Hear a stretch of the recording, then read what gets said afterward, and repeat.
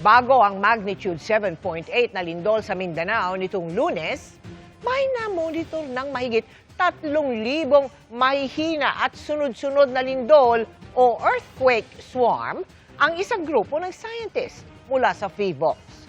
Naitala yan mula 2025 hanggang nito lamang January 2026. Nakatutok si Rafi Tima.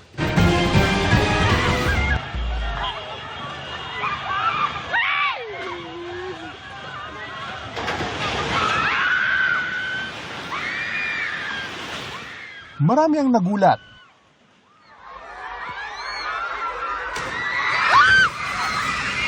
Marami ang natakot. At marami ang nabigla sa magnitude 7.8 na lindol na ito na yumanig sa maraming bahagi ng Southern Mindanao noong Lunes. Pero ilang buwan bago mangyari ang lindol, isang grupo na ng mga PHIVOLCS scientists ang nakapansin sa swarm o dami ng mga maliliit at sunod-sunod na lindol sa lugar na ito noong 2025 at Enero ngayong taon na umabot ng mahigit 3,000. Dahil dito, gumawa sila ng pag-aaral at ang resulta nito, inilabas nila noong May 15, 24 na araw lang bago ang malakas na pagyanig noong Lunes. Pinamagatang "Are earthquake swarms along the Cotabato Trench echoes of a 1976 magnitude 8.1 quake?"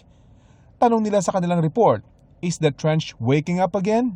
Very timely yung paglabas namin ng study kasi we are talking about the same trench eh.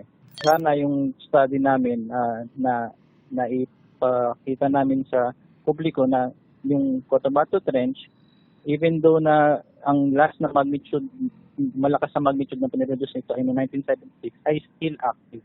Ang binabanggit ni Deo na lindol noong 1976 ay ang 8.1 magnitude na Moro Gulf quake sa Mindanao na itinuturing na isa sa mga pinakamapinsalang lindol sa kasaysayan ng Pilipinas.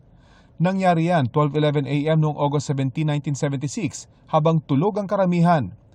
Paglilinaw ni Deo, ang gumalaw na bahagi ng Cotabato Trench noong Lunes ay iba sa lugar kung saan nila naobserbahan ang earthquake swarm sa kanilang pag-aaral.